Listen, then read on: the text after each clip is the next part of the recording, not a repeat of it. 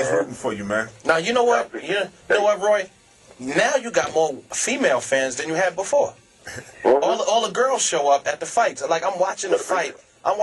And all the women, I say, yo, when we first started going to Roy's fight, we didn't see all these women. Where they coming from? Women are getting into boxing now. They start to understand. But see, that's different real. You know, you got to understand that nowadays we don't teach what truly real is.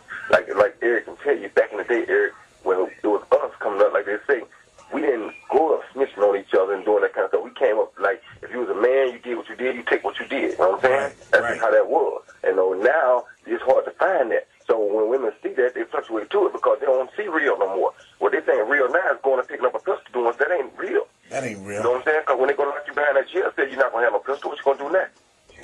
Yeah, put them hands up. Put them hands up, then you see who the real men are. Exactly. So it's like the women recognize what real is, so that's why when you fight, they do show up to watch because they understand now. He's one that's willing to give it to like he wouldn't take it. I ain't scared to give it, and I ain't scared to take it. Yeah, I remember, man, the Twins have a special place in my heart. I remember being at the fight, and the Twins was crying, and I told them, and they looked up at me, and they were little guys then. You know what I'm saying? Everybody in the building, they looking, and the building's going crazy. And I seen the kids crying. I asked, well, what y'all crying for? Oh, Daddy got hurt. I said, Daddy got hurt. I said, this is a part of the game. I said, your father has put the hurt on plenty of people. I said, this is one night. I said, he's going to come back and be champion again. And then y'all sitting here crying on TV in front of these people. When y'all get older, y'all going to say, man, why did we even make fools of ourselves? And they looked at me, man. I gave them a hug, man, and they moved on. And that was one of the most important times and one of the best things a friend of mine ever did to me, Eric, was when you did that. That meant more to me than anything you could have ever done for me. And nobody could give me enough money to equal that. Nobody could say enough things about me to equal that because that was a time when they really needed somebody that was really somebody to step up and say something to them, and you did that. And that's why, like I said, when you text me just in and say, you want to do my show, would you do my show? Ain't no would I win your show. You said, now it's in the number, and you see how quick I call you right back, right?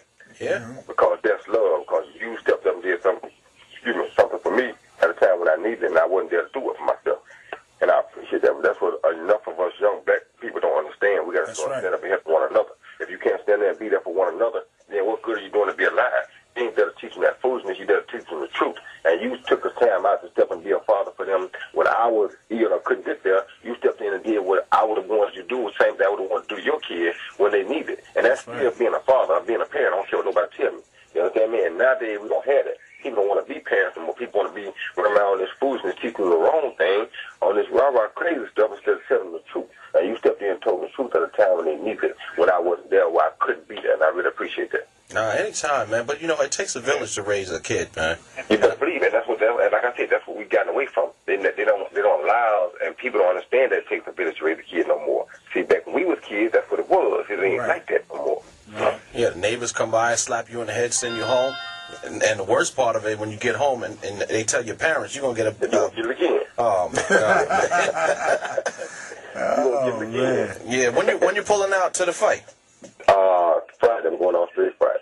Okay, how you feeling, Roy? I'm feeling good, man. I just had to take this week and let my body rest a little because I've been going so hard. So I had to back off for a minute, you know, and I don't often do that, but I had to back off for a minute because I was too far ahead. I was feeling like I was peaking already, and I don't want to do that because, you know me, when I get in the ring, I need to have a mind full of tricks and bull crap to do to entertain the crowd. Right. And I was losing that, so I said, you know, I got to back off for a minute to get my mind back right. Because now if I back back and feel like I'm in danger, now it'll come back out. But when I feel like I'm too comfortable because I'm way ahead of the game, my mind ain't working because I don't feel like, you know, I'm worried about nothing. So I had to back down for a minute. So now, if I give it out, I pick up these last 2 weeks and go and get it back, and I'll be ready. Yeah. You got it. You know what, Roy? A lot of people don't understand boxing. And I think for you, you know, not to help people, train and show them, you know, the proper techniques. I think it really is going to hurt boxing because all of the older guys like yourself, Mike Tyson, these guys are constant performers and trainers. Even the Floyd Mayweather, he stays in the gym, and Floyd is always probably about a week out, 2 weeks out from making weight, just like you are. And I think that the work ethic that y'all have should be instilled into the younger guys because everybody asks why are there no, you know, United States champions because nobody's putting the work in to be champion.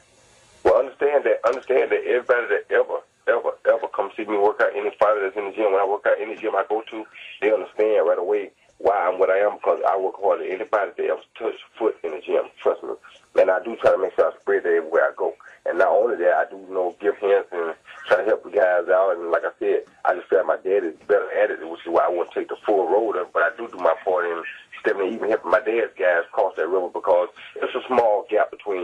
the basic fundamentals and being great. You know, it's a big gap there, and you have to try to close that gap a little bit for him.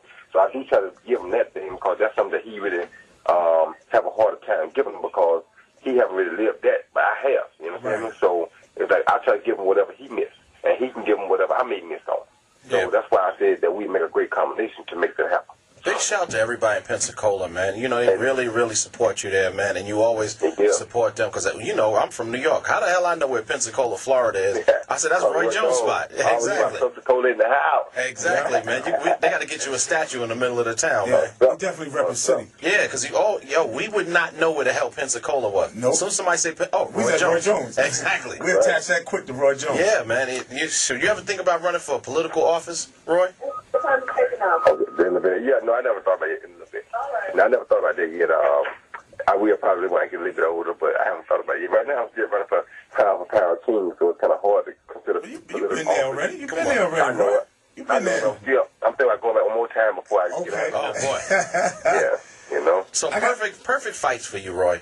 Like, you're going for Bernard Hopkins after this. Yep. Where y'all going to fight at? I don't know yet. We'll decide that soon as I get back from Australia. Okay, so after that, after just running through that fight, what's the next fight for you? Like, if you said if you had 5 sessions of fights and said, this is who I want to fight, this person, that person. No, I got 3. Okay. I got 4. Okay. Two perfect and 2 possible. The 3, well, you know, I can give you 5. You ain't Bernard to be number 1. Okay. Glenn Johnson be number 2. Okay. Antonio Thomas be number 3. All right. And either David Hay, Vladimir Klitschko, or Chad Johnson, or Chad Dawson, would be number 5. Chad Dawson. So you think you're gonna go up to heavyweight and fight? Well, if we ain't got no heavyweight champ, by the time I get to what I'm doing, before I go out and do it, I gotta try it. Yeah, try it. Yeah, I refuse not to go out and try it. Right. I ain't gonna sit there. I'm American just like y'all are. Right. I'm a former heavyweight champ too, so I'm just like the month heavyweight champ. I'm not sleeping either good at night, even knowing that we don't have an American heavyweight champion. Something's wrong. Yeah, so it's like if I'm willing and able, I'm walking around. If they could come back and be walking around healthy and get themselves fit to do it, do you think they would not take their chance to try to do it for our country? Of course. Yeah. You got to get up there and do it. So if I am, why not meet them my last try and go at least try it one time? But see, Roy, at heavyweight, you make it look too easy, Roy. That's the problem. You make it too easy. When you won the heavyweight title, everybody was sick about that, and you made it easy. They made up all kind of excuses, and he did this, he did that. Come on, man. And the problem was all of them underestimated me. Yeah. That's what the real problem was. They all underestimated me.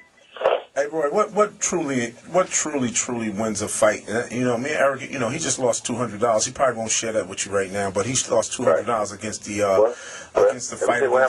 Against the fighter. Let me tell you what happened there. I would have lost the same $200. Let me tell you why. Well, on what fight?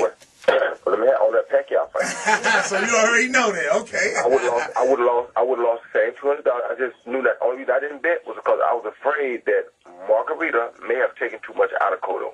When I saw Cotto working out on Thursday, he looked very, very slow. And I said to myself then, or this might not be good for him. Because truthfully, before the fight, if you think about the statistics and the way it looks, if you look at how Floyd Mayweather easily dismantled Juan Marquez, and Marquez gave this kid all the hit he ever asked for, and as a matter of fact, beat him one time.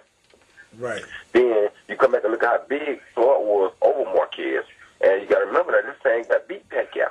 Floyd didn't let him win around, and Floyd wasn't even fighting him hard. But this guy beat Pacquiao once, right? Then you go back and you look at Shane Mosley, and you say, look how Cotto neutralized Shane Mosley's speed. Shane Mosley almost fast as I am. It's almost impossible to neutralize that. Yeah. But Cotto neutralized Shane Mosley's speed and beat Shane Mosley convincingly before he got to Margarita, and Margarita messed him up with them hands. Now, if Margarita beat him with that plaster, he ain't going to be the same. And I think to this day, he'll never be the same. And that's why I think that he wasn't able to put his stuff together for him, because that beating he took from Margarita was bad. Although he had plaster on his hands, it still was bad, and it made him took a lot out of Cotto. So that's why I didn't bet with him. But on normal just watching it and looking at the way it should be, I thought Cotto should have been too big, too strong, and if he neutralized Shane Mosley's speed, he should have been neutralized anybody's speed. But you got to look at the Marquez fight now. I mean, not the Marquez, the Margarita fight.